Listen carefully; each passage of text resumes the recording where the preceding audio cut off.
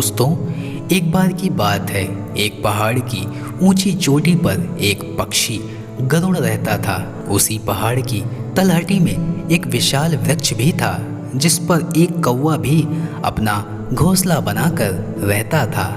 तलहटी में आसपास के गांव में रहने वाले पशुपालकों की भेड़, बकरी और उनके बच्चे, जिन्हें हम मेमने कहते हैं, अक्सर वो घास चरने आया करते थे।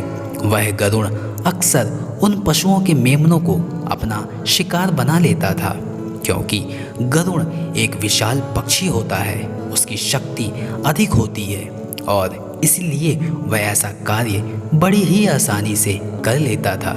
वह कौवा भी अक्सर यह दृश्य देखता रहता था कि जैसे ही कोई मेमना नजर आता था तो गरुड़ अपनी चोटी से उड़ान भरता था और तलहटी में जाकर उस मेमने को झपट्टा मारकर बड़ी ही आसानी से उठा लेता था।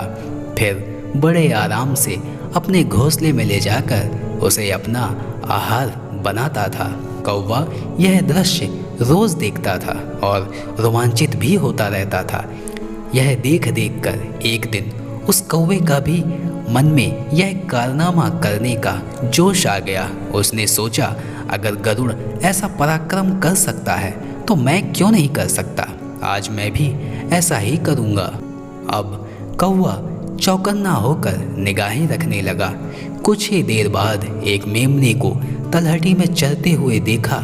यह देखते ही कौवे ने हवा में जोरदार उड़ान भरी और आसमान में जितना ऊपर जा सकता था उड़ता चला गया और तेजी से नीचे आकर गरुड़ की भांति झपट्टा मारने की कोशिश की, किंतु इतनी ऊंचाई से हवा में गोते लगाने का अभ्यास ना होने के कारण वह मेमने तक पहुंचने की बजाय एक चट्टान से जा टकराया, जिसकी वजह से उसका सिर फूट गया, चोंच टूट गई और कुछ ही देर में उसकी मृत्यु हो गई।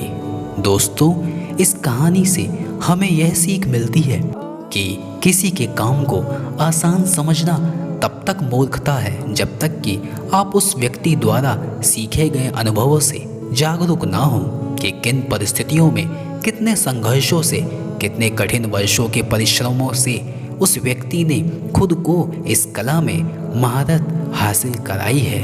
इसलिए किसी की नकल मत कीजिए, क्योंकि किसी की नकल करने में भी अकल की ज़रूरत होती है। दोस्तों, अगर ये वीडियो आपको पसंद आया हो तो इसे लाइक कीजिएगा, शेयर कीजिएगा और अगर आप इसी तरह की मोटिवेशनल प्रेरणादायक कहानियाँ, थॉट्स, विचार सुनना देखना चाहते हैं तो मेरे चैनल AKS मोटिवेशन को सब्सक्राइब जरूर कीजिएगा। बहुत बहुत धन्यवाद।